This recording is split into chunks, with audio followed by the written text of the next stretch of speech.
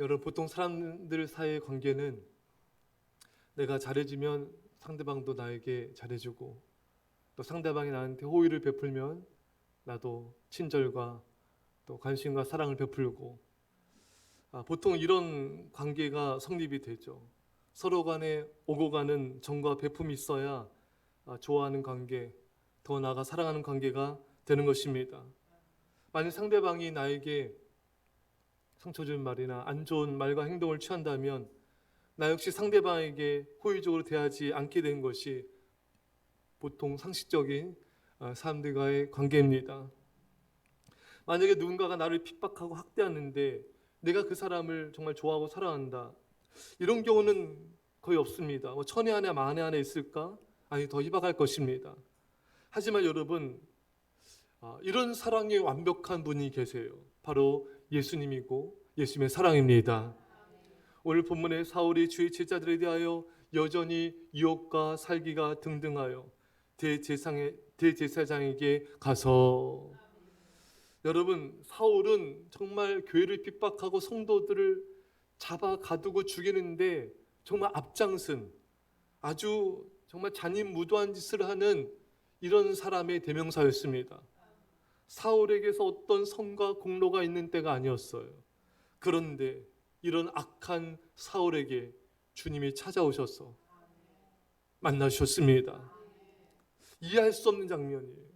어떻게 교회를 핍박하고 예수님을 박해하고 정말 예수 믿는 자들을 잡아 가두고 죽이는 이런 사람에게 예수님은 찾아가셔서 자비를 베푸실까?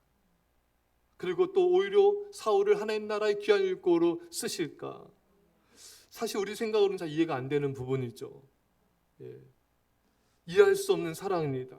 여러분, 바로 이것이 은혜입니다.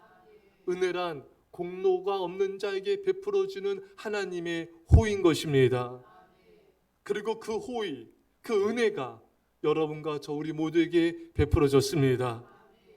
사실 우리는요, 여러분과 저는요, 사랑받을 만한 사람이 아니에요. 나머지는 사랑받을 만해요. 우리에겐 선이 없어요.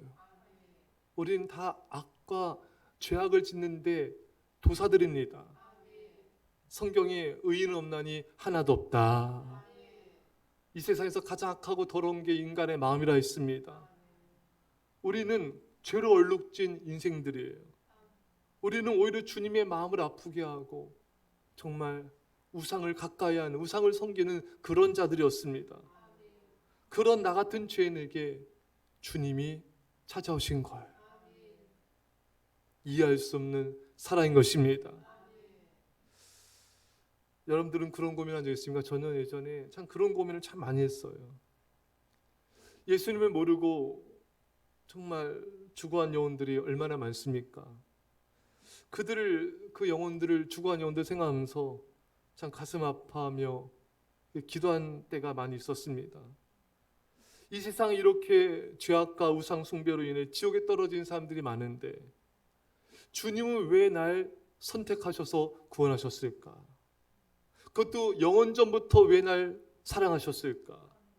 나는 아무것도 한 것이 없는데 왜 영원 전부터 날 택하시고 내게 은혜를 베푸시고 이 땅에 오셔서 십자가에 죽으셨을까? 왜 날 사랑하셨나? 왜 날 구원하셨나? 이해가 안 가는 거예요. 나 역시 지옥불에 떨어져 마땅한 죄인인데 사랑받을 만한 자격도 선행도 공로도 없는 나를 왜 택하시고 왜 사랑하셨을까? 그게 이해가 안 가는 거예요. 그게 납득이 안 되는 거예요. 이 이해할 수 없는 주님의 사랑에 목이 메어 운 적이 있었습니다. 눈물로 감사하며 감격했어요. 여러분, 우리는 십자가의 사랑을 너무나 당연시할 때가 많아요. 영원 전부터 나를 택하신 그 사랑을 너무나 당연시하면서 신앙생활할 때가 많습니다. 근데 여러분, 한번 잘 생각해 보세요.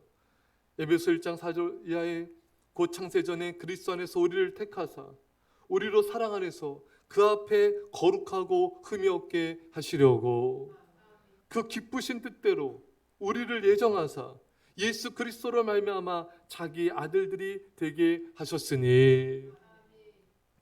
여러분, 창세전에 이 우주와 지구가 있기 전에, 시간이 있기 전부터 하나님이 여러분과 저를 택하셨습니다. 이게 이해가 됩니까, 여러분? 이해가 되세요? 아니, 이 우주와 지구가 시간이 있기 전부터 왜 날 택했는가? 여러분 궁금하지 않습니까? 나를 안 택해도 되는 거잖아요. 내가 뭐 한 게 없는데. 우리가 택함 받지 못해 영원한 심판과 지옥불에 떨어져도 우리 할 말이 없는 죄인들 아닙니까, 여러분? 근데 한번 생각해 보세요. 내가 선을 베푼 것도 아니고. 여러분, 이 세상에 뭐 직장이나 어떤 기업체나 어디서든지 잘해야 뽑혀요. 뛰어나야 선택이 됩니다. 어떤 특출난 능력이 있어야지 그 사람을 선택을 하는 거예요. 그런데 우리를 보세요. 우리는 어떤 성과 공로도 아무것도 없는 자들인데 왜 택했는가? 궁금하지 않습니까? 의아하지 않습니까, 여러분? 그 이유가 나와요. 에베소서 1장 5절에 그 기쁘신 뜻대로 우리를 예정하사 예수 그리스도로 말미암아 자기 아들들이 되게 하셨으니. 하나님이 기쁘신 뜻대로 나를 예정하셨다는 거예요. 하나님이 나를 기뻐하시기 때문에 택하셨다는 것입니다. 이건 또 무슨 말이에요? 나를 왜 기뻐하셨을까요, 여러분? 우리 알지 못하죠.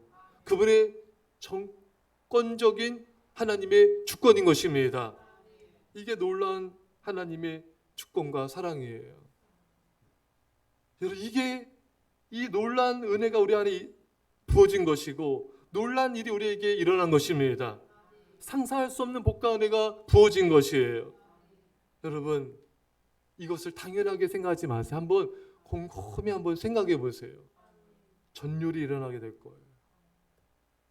그래서 믿음의 많은 헌신자들과 선조들이 이 사실에 감격하여 헌신한 것입니다. 이 구원에 대한 감격이 없는 사람은 헌신이 될 수가 없어요. 충성자가 될 수가 없어요, 여러분. 왜? 감격이 없는데, 감사가 없는데요. 이 구원에 대한 감사가 없는데 어떻게 충성하겠습니까? 어떻게 헌신하겠어요? 그게 되지가 않아요. 가장 중요한 거는 십자가의 사랑입니다. 이 사랑에 감격한 자만이 헌신할 수 있는 거예요. 이 사랑을 깨달은 자만이 헌신하는 거예요. 이 사랑을 깨닫지 못하는 사람, 감격하지 않은 사람은 주님께 자신을 드려 헌신할 수가 없는 거예요. 이제 우리 이 사랑을 알고 깨달았으니, 이 사랑을 받았으니 주님을 사랑해야 됩니다. 요한일서 4장 19절에 우리가 사랑하면 그가 먼저 우리를 사랑하셨습니다. 나 같은 죄를 먼저 사랑하셨기 때문에, 이해할 수 없는 그 영원전부터의 사랑을 베푸셨기 때문에 우리도 가족과 이웃과 성도들을, 이 땅의 모든 영혼들을 사랑한 것입니다. 우리는 이제 상대방이 나에게 친절과 이런 사랑을 베풀지 않을지라도 우리는 상대방을 이해하고 용납하며 사랑해야 됩니다. 왜? 우리가 이해할 수 없는 놀라운 사랑을 받았기 때문입니다. 이제 우리는 주의 것입니다. 사나 죽으나 주의 것입니다. 이 놀라운 사랑을 받았기에 우리도 주님을 생명 다해 사랑합시다. 이제부터 일평생 그로 영원히 주님을 사랑합시다. 영원히. 기도합시다. 창세전부터, 이 지구와 우주가 있기 전부터, 시간이 있기 전부터 나를 사랑하신 놀라우신 사랑을 찬양합니다. 영원토록 감사합니다. 아버지 안에 아무 선행도 공로도 의도 없는 우리를 왜 사랑하셨는지 이해할 수 없는 사랑과 은혜를 받았습니다. 이제 우리도 이 사랑을 베풀게 하옵소서. 아버지, 이 사랑에 감격하여 헌신하게 하옵소서. 충성될 꾼이 되게 하여 주옵소서. 영원토록 주님만을 사랑하게 하옵소서. 감사드리며 예수님의 이름으로 기도합나이다. 아멘.